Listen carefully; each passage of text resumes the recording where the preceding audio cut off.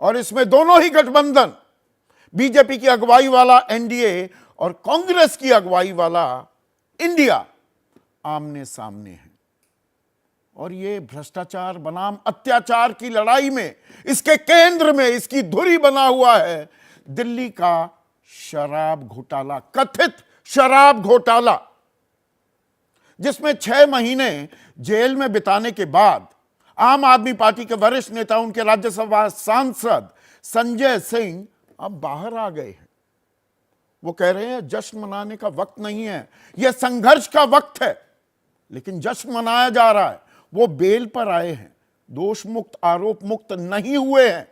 और दिल्ली के मुख्यमंत्री, सबसे बड़े चेहरा आम आदमी पार्टी के अरविंद केजरीवाल अभी जेल में हैं। मनीष सिसोदिया भी इसी मामले में जेल काट रहे हैं, जमानत नहीं मिल पा रही है। विपक्ष कह रहा है बेजा इस्तेमाल हो रहा है। संजय सिंह कह रहे हैं कि यह दरअसल घोटाला तो बीजेपी ने किया है। और मेरे साथ अब खुद संजय सिंह एक्सक्लूसिव बातचीत के लिए जुड़ चुके हैं। संजय, आप कह रहे हैं कि ये जश्न का वक्त नहीं, संघर्ष का वक्त है। लेकिन जश्न तो मना रहे हैं आम आदमी पार्टी के कार्यकर्ता, मानो आप आरोप मुक्त हो गए हों। अभी अरविंद केजरीवाल, मनीष सिसोदिया तो जेल में है ना। संघर्ष तो अभी लंबा चलने वाला है। देखिए संदीप जी, आपको नमस्कार, आपके दर्शकों को नमस्कार। मैं आपके माध्यम से पूरे देश को यह बताना चाहता हूं कि दरअसल एक झूठे बेबुनियाद केस के आधार पर अरविंद केजरीवाल जी की और मनीष सिसोदिया जी की गिरफ्तारी की गई है। झूठे और बेबुनियाद केस पे एक गहरी साजिश के तहत केजरीवाल जी की गिरफ्तारी की गई है। और सिलसिलेवार करके मैं आपको बता देता हूं। पहली बात तो जान लीजिए, 294 बयान सीबीआई ने लिए हैं, 294 गवाहों के, 162 गवाहों के ईडी ने बयान लिए हैं। 456 गवाहियां अब तक हुई हैं इस पूरे मामले में। 2 साल से इसकी जांच चल रही है। 456 गवाहियों में 4 बयान अरविंद केजरीवाल जी के खिलाफ लिए गए हैं जबरन। और जबरन कैसे लिए गए हैं वो आपके दर्शकों को सुनना जरूरी है। पहले 16 सितंबर 2022 को मंगुंटा रेड्डी, राघव रेड्डी, मंगुंटा रेड्डी जो बीजेपी का जो मंगुंटा रेड्डी जो शराब का कारोबारी है और जो वाईएसआरसीपी का उस समय सांसद था, उसके घर पे छापा पड़ता है 16 सितंबर 2022 को। उससे बयान लिया जाता है। आप अरविंद केजरीवाल से मिले थे? जी हां, मिले थे। किस लिए मिले थे? चैरिटेबल ट्रस्ट की जमीन के लिए मिले थे। उसके बाद उसके बेटे का बयान लिया जाता है। केजरीवाल जी से मिले थे, उसने भी वही बयान दिया। 10 फरवरी को 2023 को उसके बेटे को गिरफ्तार कर लिया जाता है। 5 महीने तक उसका बेटा जेल में रहता है। इन 5 महीनों के दौरान उसने 7 बयान दिए। और आपको जान के हैरानी होगी, 16 जुलाई को वो अपना बयान बदलता है। पहले के 6 बयानों में वही बातें कहता है जो बातें सच थी, और कहता है केजरीवाल जी का कोई लेना देना नहीं, उनसे ना मिले, ना हमारा कोई लेना देना। मुलाकात हुई भी तो चैरिटेबल ट्रस्ट की जमीन के मामले में। कहीं कोई मुलाकात का घोटाले से, किसी शराब के मामले से कोई लेना देना नहीं। 7वां बयान उसका पलट जाता है। 16 जुलाई को बयान पलटता है। 18 जुलाई 2023 को उसकी बेल हो जाती है। बाप बेटे मिलाकर 10 बयान देते हैं और उन 10 बयानों में 2 अंतिम के बयान केजरीवाल जी के खिलाफ होते हैं। उसी पे ईडी भरोसा करती है, पहले के बयान को छिपा लेती है। संदीप जी, छिपा लेती है। ये तो आपके साथ भी हुआ ना संजय और सिंह, मैं तो अपने वकीलों, आपके साथ भी हुआ। दिनेश अरोड़ा ने भी 9 बयानों में आपका नाम नहीं लिया, 10वें में दिया, सुप्रीम कोर्ट ने संज्ञान, कर सकता, आपको मुझे मालूम है, आदेश पता नहीं नहीं मुझे मालूम है, मुझे आदेश मैं पूरा मालूम है, बात नहीं कर सकता, मैं आपके बारे में शायद पूछ ही कोर्ट नहीं रहा हूं, पर मैं दर्शकों को नहीं बोलूंगा, नहीं आप मेरे मत साथ बोलिए। क्या हुआ सर, मैं उस पर नहीं बोलूंगा, मुझे मालूम है आप पहले नहीं सुन लीजिए बोलेंगे, अरविंद जी का। मुझे मालूम है, मुझे मालूम हाँ, है, तो अरविंद जी का सुन, आप अरविंद सुनिए जी का ना, सुन। 1 मिनट सुनिए। अरविंद जी का पर सुन। आपके मामले में यह हुआ तो जमानत मिल गई, अरविंद केजरीवाल को क्यों नहीं मिल रही? मैं अरविंद से जुड़ा सवाल पूछ अरे रहा हूं बयान आपके। तो सुन। हाँ सर संदीप जी, मेरी पूरी बात पहले आ जाने दीजिए, उसके बाद आपका जितना देर का सवाल होगा मैं जवाब दूंगा। बोलिए। पहले पूरी बात आ जाने दीजिए प्लीज, मेरा रिक्वेस्ट है आपसे। 10 बयानों में 2 अंतिम के बयान जो केजरीवाल जी के खिलाफ जबरन लिए गए, 5 महीने मंगुंटा रेड्डी सांसद के बेटे राघव रेड्डी को जेल में रखने के बाद लिए गए, उनके 2 बयानों पे भरोसा करती है ईडी, बाकी छिपा लेती है। मैं तो धन्यवाद दूंगा अपने वकीलों का, वो गए कोर्ट, कहने लगे साहब इन्होंने बहुत सारे डॉक्यूमेंट अनरिलायड अपॉन डॉक्यूमेंट में डाल दिए हैं, तो हम देखना चाहते हैं वो बयान क्या है। हमारे वकीलों के होश उड़ गए, हैरान हो गए वो लोग। उनको कोर्ट ने आदेश दिया, जाइए भाई जांच कीजिए, देखिए क्या बयान पहले के हैं। पहले के किसी बयान में केजरीवाल का नाम नहीं, और जैसे ही बयान केजरीवाल के खिलाफ वैसे ही उसको बेल, जेल से बेल। अब आ जाइए शरद रेड्डी पे। 9 नवंबर 2022 को शरद रेड्डी के घर पे छापा होता है। 10 नवंबर 2022 को शरद रेड्डी को गिरफ्तार किया जाता है। शरद रेड्डी के कुल 12 बयान लिए जाते हैं, 6 महीने उसको जेल में रखा जाता है। 10 नवंबर को गिरफ्तारी के बाद 15 नवंबर को नजराना पेशगी की 5 करोड़ की रिश्वत वो भारतीय जनता पार्टी को इलेक्टोरल बॉन्ड के जरिए देता है, फिर 50 करोड़ रुपए और अलग अलग किस्तों में देता है, 55 करोड़ की रिश्वत देता है भाजपा को। शराब घोटाला भाजपा ने किया है, ईडी की जांच के बाद शुरू हुआ है शराब घोटाला। ये कमाल का तर्क आप दे रहे हैं। शराब नीति कौन वो लेकर मनी आया? ट्रेल मिल ये गई। तो उल्टा चोर कोतवाल को डांटे वाला काम कर रहे हैं कि जी शराब नीति, ये शराब नीति क्या बीजेपी ने बनाई? अरे मैं आपको पूरा मौका दे रहा हूं, बीच में इंटरवीन करूंगा।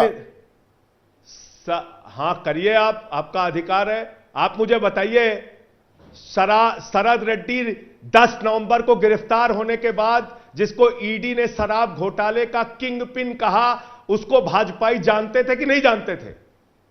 बताइए आप। 15 नवंबर को उससे रिश्वत कैसे ली गई? 55 करोड़ की रिश्वत उससे कैसे ली गई? शराब घोटाला बीजेपी ने किया है, उसकी मनी ट्रेल सामने है। अब तक ईडी सीबीआई ने भाजपाइयों पे कार्रवाई क्यों नहीं की? मैं आपकी बात ये मान भी लूं, पर आप शूटिंग द मैसेंजर कर रहे हैं क्या? नहीं पूछिए ना, बिल्कुल आपका हक है सवाल पूछने का। लेकिन जी शरद रेड्डी ने बीजेपी को इलेक्टोरल बॉन्ड के जरिए, उनकी कंपनी ने 55 करोड़ दिए, पर आपको कितने दिए? वो सवाल गौन नहीं हो जाता है ना संजय। आप मेरे बयान पूरे होने दीजिए पहले। मैं अपनी बात तो कह लूं।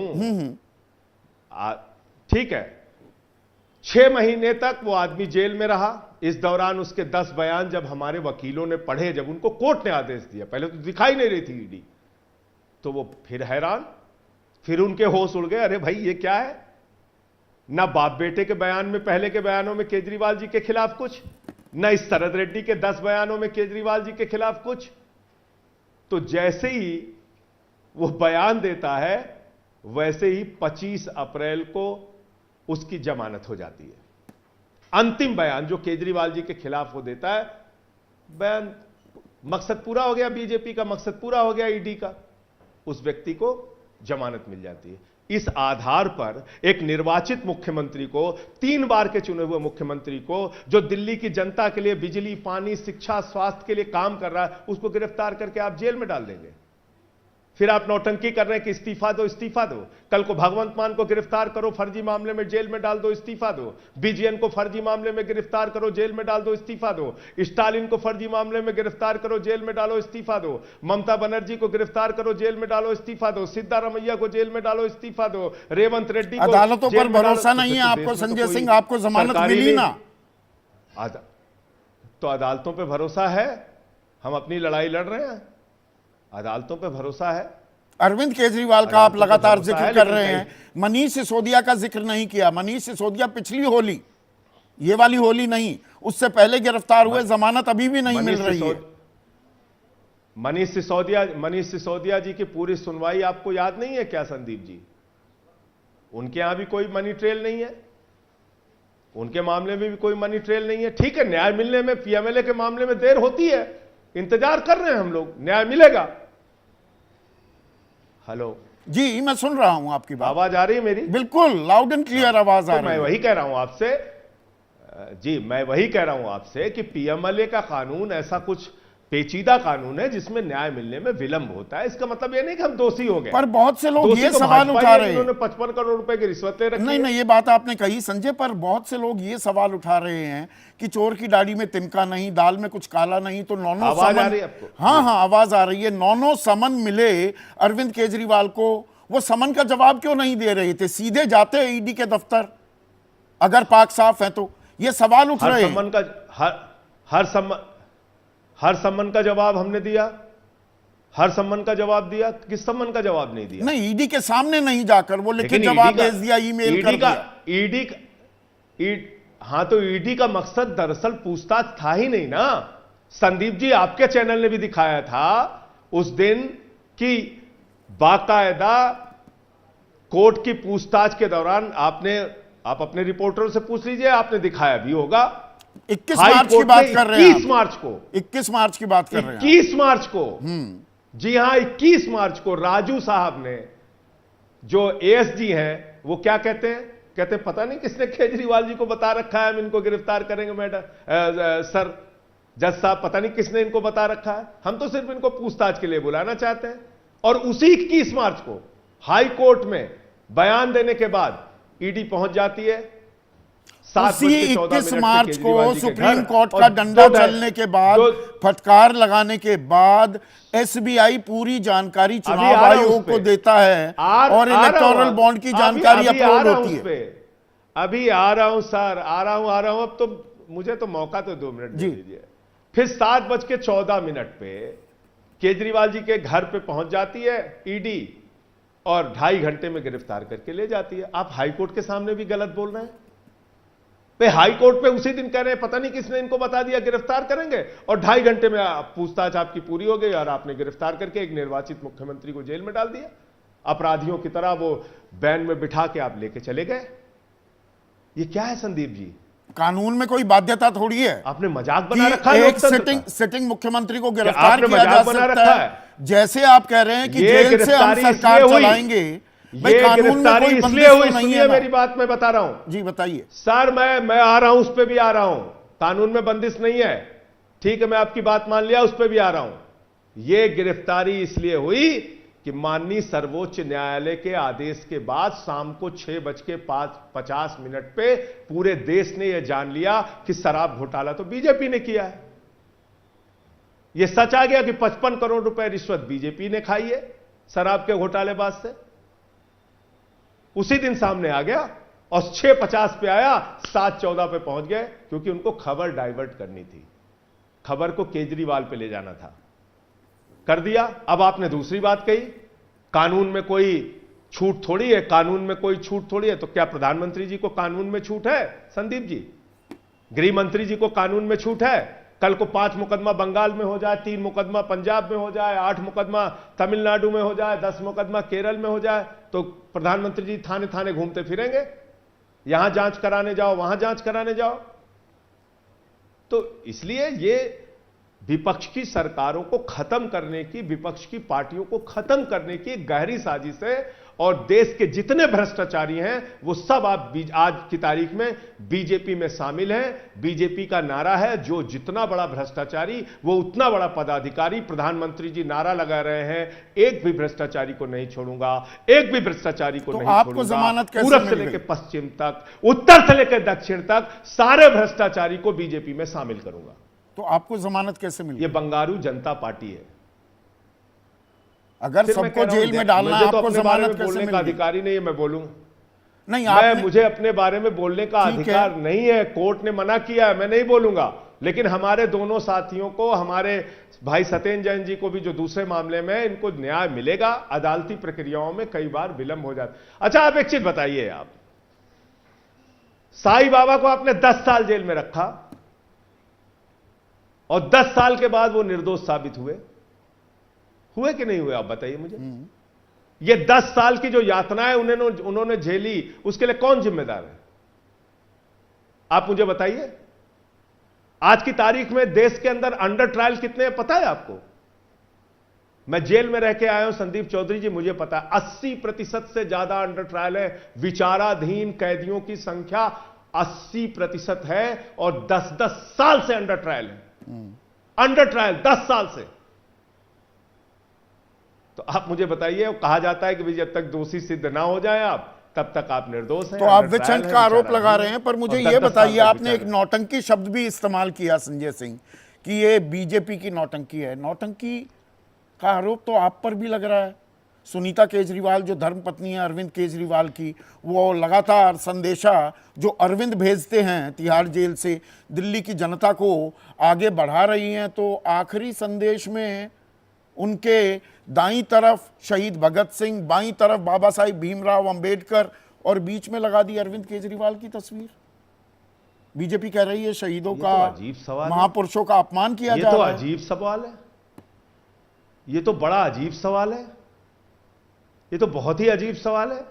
बाबा साहब डॉक्टर भीमराव अंबेडकर से, शहीद आजम भगत सिंह जी से इतनी परेशानी भाजपाइयों को क्यों है? मुझे मालूम है उनका भारत की आजादी के आंदोलन में कोई योगदान नहीं है, उनके पुरखों ने क्या क्या किया मुझे यह भी मालूम तो है। अरविंद केजरीवाल उनके बीच में आ जाए, अरविंद केजरीवाल का भी कोई योगदान नहीं है अरविंद केजरीवाल आजादी के आंदोलन में। बात कर रहे हैं आप? संदीप चौधरी भी अपनी फोटो लगा सकते हैं, मैं भी लगा सकता हूं क्रांतिकारियों महापुरुषों के साथ अपनी फोटो। मोदी जी भी लगा सकते हैं, मायावती जी भी लगाती हैं बाबा साहब के साथ अपनी फोटो। इसमें कौन सी बुराई? नौजवान बेचारे हमारे खड़े होकर स्टैचू के सामने, भगत सिंह जी की स्टैचू के सामने, गांधी जी की स्टैचू के सामने, बाबा साहब की स्टैचू के सामने फोटो लेते हैं, डालते हैं इंस्टा पे, ट्विटर पे। इसमें अपराध कौन सा है? बहुत से लोग कह रहे थे अब आप आम आदमी पार्टी, अरविंद केजरीवाल जी, हाँ, बिखर जाएगी। केजरीवाल जी भगत सिंह जी के साथ और बाबा साहब के साथ उनकी फोटो दिख गई। इसमें मतलब इसमें भाजपाइयों को परेशानी क्या है, मुझे समझ में नहीं आ रहा है। आम आदमी पार्टी बिखरने के भी अंदेशे लगाए जाने लगे थे संजय सिंह के बाहर आने से, और आप प्रभारी भी रहे थे 2017 के चुनाव में पंजाब के। तो क्या एक और ऊर्जा आएगी? और आतिशी, उनको तो चुनाव आयोग का नोटिस भी मिल गया है कि जी हमें खरीदने के लिए पैसे दिए गए, ये आरोप भी लग रहे थे। अब क्या वो खतरा टल गया है विघटन का? देखिए, ये आम आदमी पार्टी है, बहुत मजबूती से हम लोग इन बेईमानों से लड़ रहे हैं, भाजपा वालों से लड़ रहे हैं। जेल जाना हो, मुकदमे झेलना हो, लाठियां झेलनी हो, घसीटा जाता है, मारा जाता है, तब भी लड़ रहे हैं ना संदीप जी, लड़ तो रहे हैं। हमारे परिवार भी लड़ रहे हैं, वो भी यातनाएं झेल रहे हैं ना। मैंने तो देखा उस दिन पहली बार भाभी जी के, सुनीता केजरीवाल जी की आंखों में आंसू देखा। 20 साल से इलाज चल रहा है मनीष सिसोदिया जी की पत्नी का, 20 साल से। सत्येंद्र जैन के घर पे चले जाइए, क्या हालत में है उनका परिवार। लड़ रहा है, हमारा परिवार भी लड़ रहा है। विक्टिम कार्ड खेल रहे हैं आप। और इन आंसुओं का जवाब जो सुनीता केजरीवाल जी के आंखों में है, जो मनीष सिसोदिया जी की पत्नी के आंखों में है, सत्येंद्र जैन जी के परिवार के आंखों में है, इसका जवाब दिल्ली की जनता देगी, देश के लोग देंगे। इन एक आंसुओं का हिसाब लिया जाएगा, ऐसा नहीं है। 2024 के नतीजे, खास दिल्ली के परिप्रेक्ष्य में पूछ रहा हूं संजय सिंह, आखिरी 2-3 सवाल हैं अब। 2024 के नतीजे भी तय करेंगे। एक अदालत होती है, एक जनता की अदालत भी होती है। जनता की अदालत यानी कि 7 सीटों पर चुनावी हार जीत भी तय करेगी कौन सच्चा कौन झूठा है। देखिए, ऐसा है कि जनता की अदालत में ही 3 बार प्रचंड बहुमत से केजरीवाल जी को दिल्ली का मुख्यमंत्री बनाया। जनता की अदालत ने ही हमको 10 साल में राष्ट्रीय पार्टी बनाया। हम धीरे धीरे अपनी पार्टी का विस्तार कर रहे हैं। मुझे पूरा भरोसा है इंडिया गठबंधन 2024 का चुनाव जीतेगा, क्योंकि लोकतंत्र की हत्या की, तानाशाही की, संविधान को कुचलने की नरेंद्र मोदी जी की और मोदी जी के सरकार की कार्रवाई पूरा देश देख रहा है और हम सब ये लामबंद होकर इनके खिलाफ लड़ रहे हैं। देश की जनता जो महंगाई से पीड़ित है, बेरोजगारी से पीड़ित है, जिसको पक्के मकान नहीं मिले, जिसको नौकरियां नहीं मिली, वो जवाब देगी। और ये लोग तो और जनता देखिए, की अदालत में चले जाइए ना। ये लोग बड़े मास्टर हैं। जनता की फर्जी नारे, अदालत 400 पार 400 पार। अरे ये लोग खैर सुन लीजिए ना। हाँ। अरे ये इनके नारों का भी तो सुन लीजिए। ये बंगाल में गए कहने लगे 200 पार, दिल्ली में आए कहने लगे 45 पार, हरियाणा में गए कहे 75 पार, महाराष्ट्र में गए कहे 150 पार। इनके फर्जी नारों के चक्कर में किसी को नहीं फंसना चाहिए। ये 400 पार नहीं, ये 400 हार होगा इनकी। आप देखिएगा किस तरीके से जनता इनको जवाब देगी। तो मैदान में उतरेंगे, चुनावी मैदान में जनता की अदालत को फैसला करने दीजिए ना। संजय सिंह, अरविंद केजरीवाल, मनीष सिसोदिया दिल्ली से चुनाव लड़ जाएं लोकसभा का। अरे भाई, हम अपनी अब अलग अलग भूमिकाओं में हैं, जिस भूमिका में है वहां काम कर रहे हैं। हमारे जो प्रत्याशी घोषित हैं उनके लिए प्रचार करेंगे, 10 गुना ज्यादा मेहनत से प्रचार करेंगे और काम करेंगे, मजबूती से काम करेंगे, अपने मुखिया केजरीवाल जी के निर्देशों का पालन करेंगे। और हम सब लोग अपने परिवारों के साथ खड़े हैं। आखिरी आज की सवाल, तारीख में ये आम आदमी पार्टी हमारा परिवार है और इस परिवार के लिए जो कुछ भी करना पड़ेगा करेंगे। आखिरी सवाल, आम आदमी पार्टी जो अस्तित्व में आई, आप संस्थापक सदस्यों में से हैं आम आदमी पार्टी के, तब तो आप 2011, 12, 13 में कहा करते थे ये सोनिया गांधी, राहुल गांधी इनको जेल भेजेंगे, हम लालू प्रसाद यादव को जेल भेजेंगे, तमाम एक लंबी फेहरिस्त। वही लोग आज आपके समर्थन में और आपको जेल भेजे जाने के विरोध में खड़े होते दिखाई देते हैं। इससे बड़ी आयरनी, अंग्रेजी का शब्द इस्तेमाल कर रहा हूं, क्या हो सकती है? देखिए, ऐसा है संदीप जी, भाजपाई जब भ्रष्टाचार के खिलाफ बोलते हैं तो लगता है ओसामा बिन लादेन अहिंसा पे उपदेश दे रहा है। जिस पार्टी का राष्ट्रीय अध्यक्ष भारत माता के रक्षा सौदे में रिश्वत लेते हुए पूरे दुनिया ने देखा और उसको सजा हुई, बंगारू जनता पार्टी को, और आज वो लोग हम पर सवाल उठाते हैं। आप देश के लोकतंत्र को खत्म कर रहे हैं, चुनी हुई सरकारों को खत्म कर रहे हैं। एक बड़ा संवैधानिक संकट है, इसलिए हमको सबको मिलजुल कर इनके खिलाफ लड़ना पड़ेगा, वरना कुछ बचेगा ही नहीं। हिटलर की तानाशाही आ जाएगी देश में। तो लड़ाई लंबी है, जैसा आपने जेल से निकलने के बाद कहा, वक्त जश्न का नहीं संघर्ष का है। संघर्ष कर रही है आम आदमी पार्टी, अब उसकी कमान संभालते दिख रहे हैं संजय सिंह।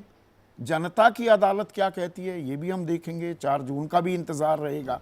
आपने अपना वक्त निकाला संजय, आपका बहुत बहुत शुक्रिया। एबीपी न्यूज़ की इस खास पेशकश में आज इतना ही। नमस्कार।